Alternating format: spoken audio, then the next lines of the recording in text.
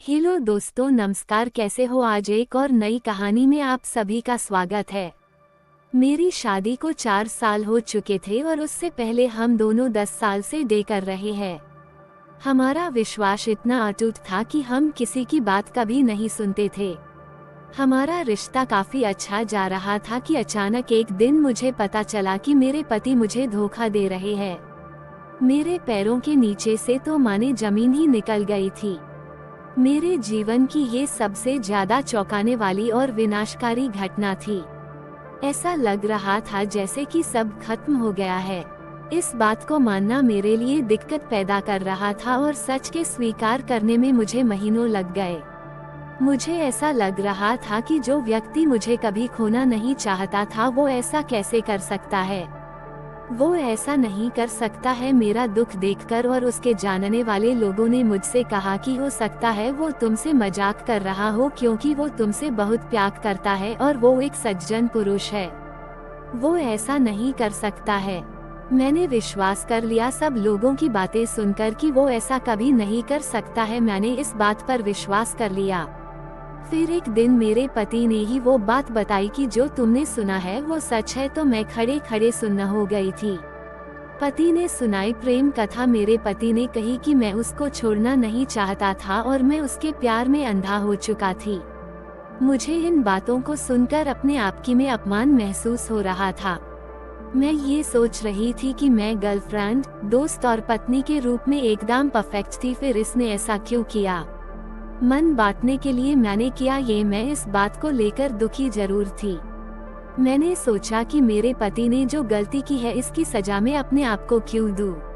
इसलिए अपना बांटने के लिए मैंने डांस क्लासेस ज्वाइन कर ली और वहां जाना शुरू कर दिया।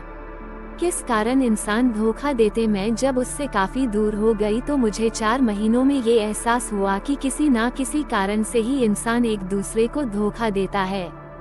मेरे जिंदगी में इंसान की एंट्री सब कुछ ऐसा ही चल रहा थी कि मेरी जिंदगी में एक लड़के की एंट्री हुई जो कि मेरे साथ ही काम करता था। वो भी शादीशुदा था, पर उसकी शादी में भी कुछ दिक्कतें थी जो हम दोनों को एक दूसरे के दुख को साझा करने के लिए परफेक्ट बनाता था। विवाह के बाद हो जाते हैं संबंध। मुझे उससे मिलकर ये एहसास हुआ कि लोग आखिर क्यों विवाह के बाद भी किसी को अपना बना लेते हैं और उस अनजान व्यक्ति में अपनापन महसूस करते हैं।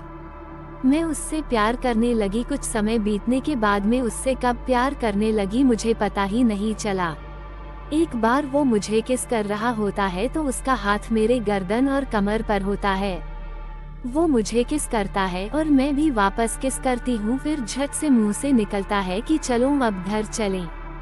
मुझे क्यों हुई इतनी संतुष्टि किस करने के बाद? मैंने उससे कहा कि ये मैंने क्या किया, मैं एक शादीशुदा इंसान को कैसे किस कर सकती हूँ? तो उसने भी पलटकर यही जवाब दिया।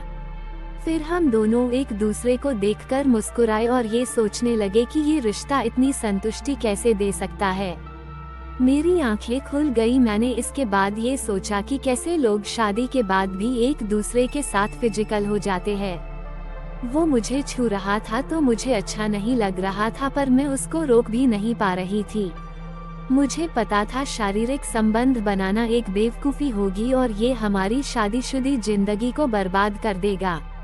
लव, लस्ट या चीट ये सब होने के बाद मुझे ये नहीं समझ आ रहा था कि शादी के बाद किसी का भी ऐसा करना प्यार, हवस या धोखा देना क्या होता है। आखिर हम इसको क्या कह सकते हैं?